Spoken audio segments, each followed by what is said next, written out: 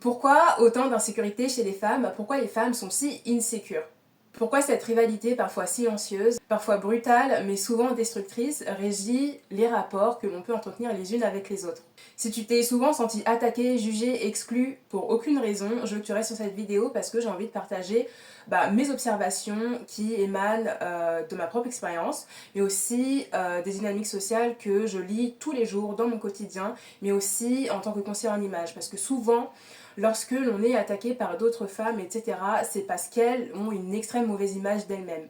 Et on en revient toujours à cette question d'image, pas forcément stylistique, pas forcément en rapport avec l'accoutrement, mais l'image intérieure, certaines, et même parfois beaucoup, n'arrivent pas à traiter. Donc le but ne sera pas d'accuser qui que ce soit d'avoir fait quoi que ce soit, c'est juste de comprendre les dynamiques qui mènent à ces rapports et comprendre comment on peut s'en protéger.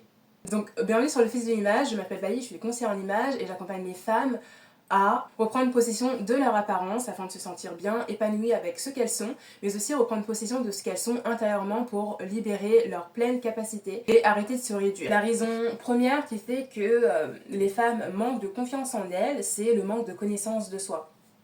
Moins on se connaît, moins on est capable d'évaluer ses capacités, moins on se construit et on nourrit un sentiment de dévalorisation vis-à-vis de soi-même. Ce sentiment de dévalorisation, qu'est-ce qu'il va faire? Il va nous mettre en position de vulnérabilité qui va s'activer à chaque fois que l'on rencontre une personne qui possède ce que l'on estime ne pas posséder. Et ce sentiment de vulnérabilité, il nous pousse à attaquer ce que l'on voit être comme une menace à notre propre ego. Ce sentiment de vulnérabilité, il peut pousser certaines femmes à adopter un comportement d'attaque, un comportement d'offense. Quand on est en position de vulnérabilité, c'est qu'on se sent menacé et lorsqu'on est menacé, on attaque. Et j'ai remarqué que beaucoup de femmes attaquent d'autres femmes parce qu'elles les renvoient à ce qu'elles-mêmes ne possèdent pas. À des qualités qui souvent sont convoitées par celles qui les attaquent, mais qui restent inaccessibles parce que ça demande un travail intérieur assez profond, un courage aussi assez profond de reconnaître que l'on ne peut pas avoir tout et que ceci demande aussi un effort de la remise en question. Plutôt que de se questionner, d'essayer d'évoluer vers l'amélioration de soi, ce sont des femmes qui auront plutôt tendance à dévaloriser les autres ou à essayer de créer chez ces autres femmes qu'elles attaquent un sentiment de vulnérabilité. Comment une femme insécure va créer un sentiment de vulnérabilité chez une autre femme qui poursuit tout simplement sa vie? C'est en essayant soit de l'exclure, soit de la juger sans aucune raison, de la détester également sans aucune raison, et d'attaquer bien évidemment son estime et sa confiance en elle, et en plus de confondre cela comme de l'arrogance. Pourquoi? Parce qu'une personne en situation de vulnérabilité n'est pas capable de conceptualiser que d'autres personnes puissent se sentir bien dans leurs chaussures. Une personne qui est dans une position tout le temps de dévalorisation vis-à-vis d'elle-même ne peut pas comprendre pourquoi d'autres humains peuvent se sentir à l'aise, être ancrés, avoir des appuis assez solides pour ne pas se sentir vulnérables. Et c'est cette incompréhension qui va souvent créer les critiques, le harcèlement, le stalking. Et donc ce manque de connaissance de soi, ce manque de repères intérieurs ne nous permet pas de nous sentir exister autre qu'à travers le conflit. Pourquoi? Parce que c'est le conflit qui va permettre à certaines femmes qui n'ont pas de réelle connaissance de soi de se détourner du vide intérieur qu'elles veulent ressentir mais qu'elles n'ont pas le courage de regarder en face. Et donc ce vide, il est ni plus ni moins que la matérialisation d'une inconstruction forte qu'on a entretenue pendant des années et qui se transforme en haine contre tout ce qui n'est pas nous, une haine contre tout ce qu'on voudrait avoir mais qu'on n'aura jamais, l'intolérance à l'altérité, à la différence. Il faut savoir qu'une personne qui manque de connaissance d'elle-même aura soit tendance à dévaloriser les autres, soit à les surestimer, soit à faire les deux en même temps.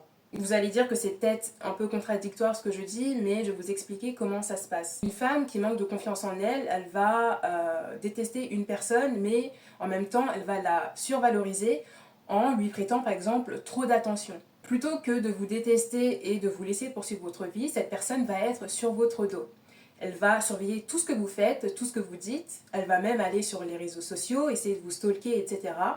Tout ce qui devrait être un micro-événement dans votre vie devient un événement majeur dans sa vie parce que ça lui donne l'opportunité de critiquer, de se survaloriser du coup par rapport à vous pour fuir la haine qu'elle ressent vis-à-vis d'elle-même.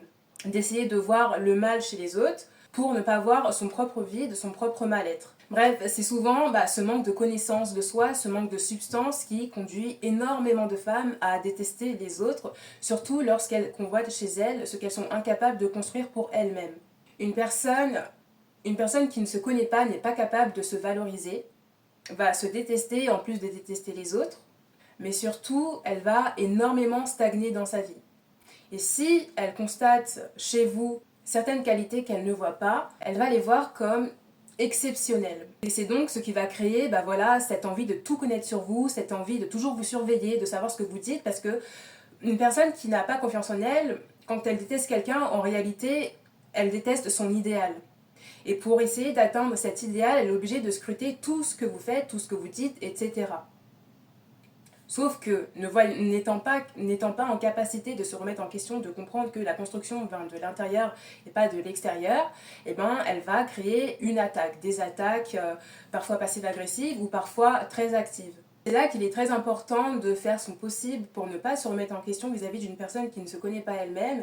C'est qu'elles vont créer chez vous le doute de votre personne en essayant d'insinuer, par exemple, je ne sais pas, que vous êtes trop arrogante, que vous manquez de respect, etc. Sans voir qu'elles-mêmes se méprisent par rapport à vous. Sans voir qu'elles-mêmes se dévalorisent par rapport à vous et qu'elles interprètent votre confiance en vous comme de l'arrogance. Raison numéro 2, qu'est-ce qui fait que certaines femmes peuvent manquer de confiance en elles, c'est la comparaison ou la compétition constante. J'ai remarqué que beaucoup de femmes sont en fait incapables de se définir si elles ne se comparent pas à une autre personne. Il faut toujours chercher mieux que soi ou moins bien que soi pour se déduire, se jauger. Ça aussi, c'est un extrême manque de connaissance de soi.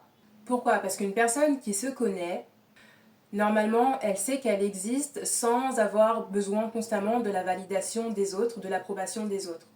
Elle n'a pas confié son amour-propre aux autres, c'est-à-dire qu'elle est autonome dans son amour, qu'elle se connaît sans que les autres n'aient quoi que ce soit à dire d'elle-même, et qu'elle a également développé une indépendance émotionnelle. Elle n'a pas forcément besoin de prouver son existence à qui que ce soit parce que son existence est tout simplement incarnée. Par contre, une femme insécure, lorsque elle se sent pas en sécurité, a surtout tendance à se comparer, à psychoter, à voir les autres personnes comme des rivales, à essayer de détruire l'image ou d'atteindre l'intégrité physique d'une autre personne pour essayer de rétablir un rapport de force qu'elle a elle-même créé dans sa tête, un rapport de force contre une personne qui lui donne pas autant d'importance qu'elle lui donne. Et c'est donc cette compétition, ce rapport de force qu'on essaye d'imposer à l'une ou à l'autre et créer une sorte de guerre imaginaire.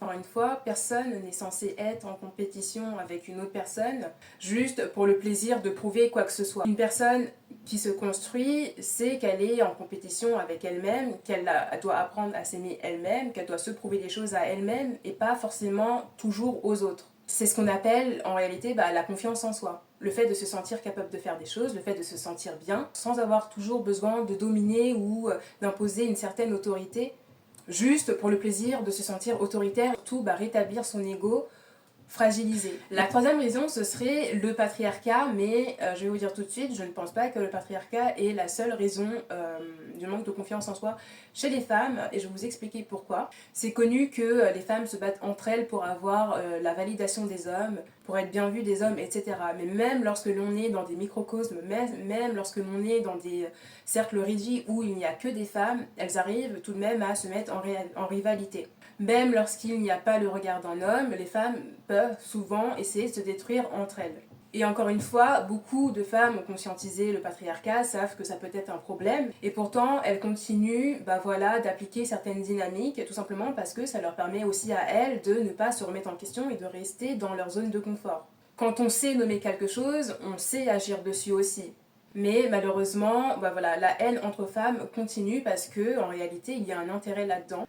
Il y a un confort dans lequel on se délecte et c'est ce qui permet à beaucoup d'extérioriser leurs frustrations. Des frustrations qu'elles ressentent vis-à-vis d'elles-mêmes, mais des frustrations qu'elles ont besoin d'attribuer à d'autres personnes pour ne pas se responsabiliser. Et dernière raison que j'observe et que je pense être une des raisons pour lesquelles beaucoup de femmes sont insécures, c'est qu'elles vivent rarement pour elles-mêmes. elles ont tellement besoin de validation que tous les choix qu'elles vont faire dans leur vie, c'est pour obtenir la validation extérieure et pas pour elles-mêmes.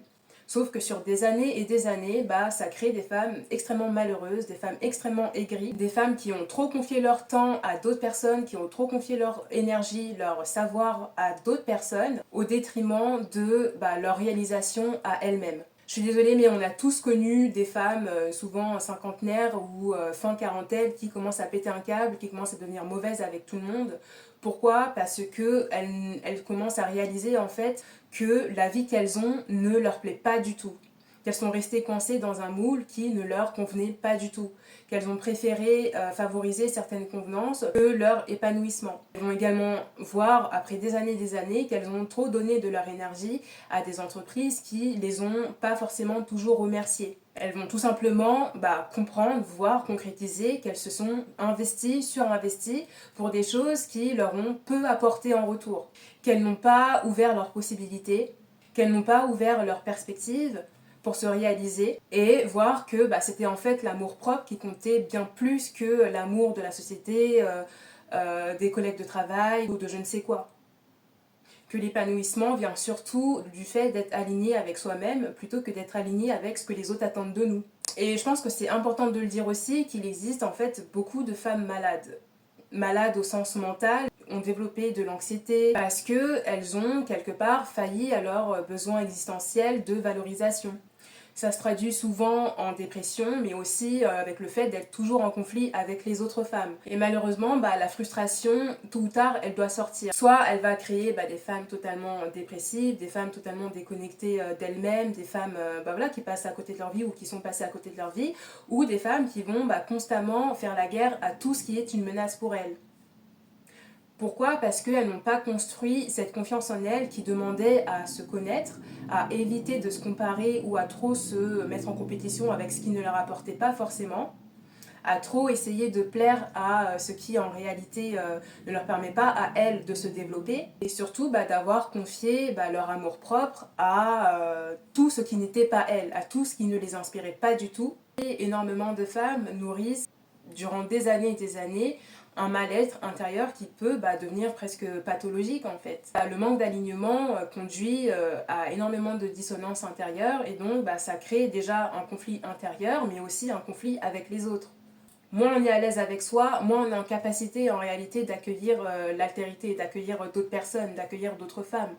Donc voilà pour cette vidéo du jour. J'inviterai plutôt à avoir de la compassion et de comprendre en fait qu'est-ce qui peut mener énormément de femmes à se faire la guerre tous les jours, à n'importe quelle heure. Et si vous êtes arrivé à la fin de cette vidéo, je vous en remercie et j'en profite aussi pour vous annoncer que sur l'Office de l'image, parce que j'arrive bientôt au 1 an de la chaîne, j'aimerais faire un petit pivot qui va faire en sorte que je ne parle plus que de mode, parce qu'on va quand même en parler, mais d'une façon différente que je faisais jusqu'alors. Mais ce sera une chaîne aussi qui va aider les femmes qui savent qu'elles ont un potentiel, qui savent qu'elles ont une particularité, qui est tout simplement leur authenticité, et qu'elles ne veulent plus voir réduire par tout ce qui les étouffe, tout ce qui les empêche d'être elles-mêmes, en raison en fait de l'insécurité des autres. Tout simplement parce que je me suis rendu compte que la première chose, je me suis pas rendu compte, je le savais, mais maintenant j'ai envie donc qu'on en parle un peu plus sur la chaîne, que l'image c'est quand même la première chose que les autres voient de nous et que ça peut créer énormément de vulnérabilité, ça peut révéler énormément de conflits intérieurs chez les personnes qu'on va rencontrer dans notre vie. Et en fait, une personne qui décide de changer son image va réveiller énormément d'insécurité chez les autres, en particulier chez les autres femmes.